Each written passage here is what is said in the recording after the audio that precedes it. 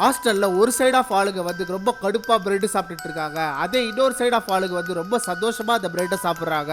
இது மாதிரி 100 பேர் கொண்ட இந்த ஹாஸ்டல்ல வந்து 40 பேருக்கு பிரெட் பிடிச்சிருக்கு, 60 பேருக்கு பிரெட் பிடிக்கல. பிடிக்காத இந்த 60 பேரும் ஹாஸ்டல் மேனேஜர் கிட்ட போய் கம்ப்ளைண்ட் பண்றாங்க. டெய்லி ஒரே மாதிரி பிரெட்டே வச்சிட்டு இருப்பீங்களா, எங்களுக்கு கொஞ்சம் மாறுதலா கொடுங்க அப்படின்னு சொல்லிட்டு கேக்குறாங்க. மேனேஜரோ ஒரு பிளான் போடுறாரு. பிளான் என்னன்னா, அந்த பசங்களுக்கு பிடிச்ச எல்லா ஐட்டமையும் லிஸ்ட் போட்டு வச்சிருக்காரு. அந்த லிஸ்ட்ல இருக்கிற ஐட்டத்தை எது வேணாலும் தேர்ந்தெடுக்கலாம், எதுக்கு அதிகப்படியாக ஓட்டு வருதோ அதுக்கு தான் ஃபர்ஸ்ட் ப்ரிஃபரன்ஸ் அப்படின்னு சொல்றாரு. பசங்களும் எப்படியும் இந்த பிரெட்டை ஒழிச்சு கட்டிலாம் நம்ம 60 பேர் இருக்குமேன்ற ஒரு சந்தோஷத்துல இருந்து ஓட்டுலயும் கலந்துக்கிறாங்க. கரெக்டா ஓட்டு எடுப்பு நாள் வருது. அப்ப 60 பேருக்கு பிரெட் பிடிக்காதவங்க எல்லாருமே வந்து ஓட்டு போட்டாங்க. 40 பேர் பிரெட் பிடிச்சவங்களும் வந்து ஓட்டு போட்டாங்க. கடைசியில ஜெயிச்சது தான் இங்க வந்து ட்விஸ்ட். வழக்கம் போல எப்பவுமே வந்து பிரெட் தான் ஜெயிச்சது. 40 பேர் வந்து 60 பேர் அடிச்சிட்டாங்க. அது எப்படின்னா 40 பேருக்கு பிரெட் தான் பிடிச்சது, 40 ஓட்டு கிடைச்சிருச்சு. பாக்கி இருக்க 60 பேருக்கு பிடிக்கல. ஆனா அந்த பிடிக்காத ஒரு காரணத்தை வந்து இவர் எப்படி பண்ணிருக்காருன்னா, நிறைய ஐட்டம்ஸை காட்டி ஆசையை காட்டி விட்டாரு. அந்த ஐட்டம்ஸை பார்த்த உடனே எல்லாரும் விருப்பம் போல ஓட்டு போட்டாங்க. ஆனால் ஓட்டு சிதறிடுச்சு. இதுல திட்டா தெரிய வந்துடா, ஒத்துமையா தான் ஜெயிக்க முடியும், இல்லனா போராடி கிடைச்ச ஒரு வாய்ப்போ தவற விட்டுருவோம். சரி, ஓகே, லைக் பண்ணி சப்ஸ்கிரைப் பண்றேங்க.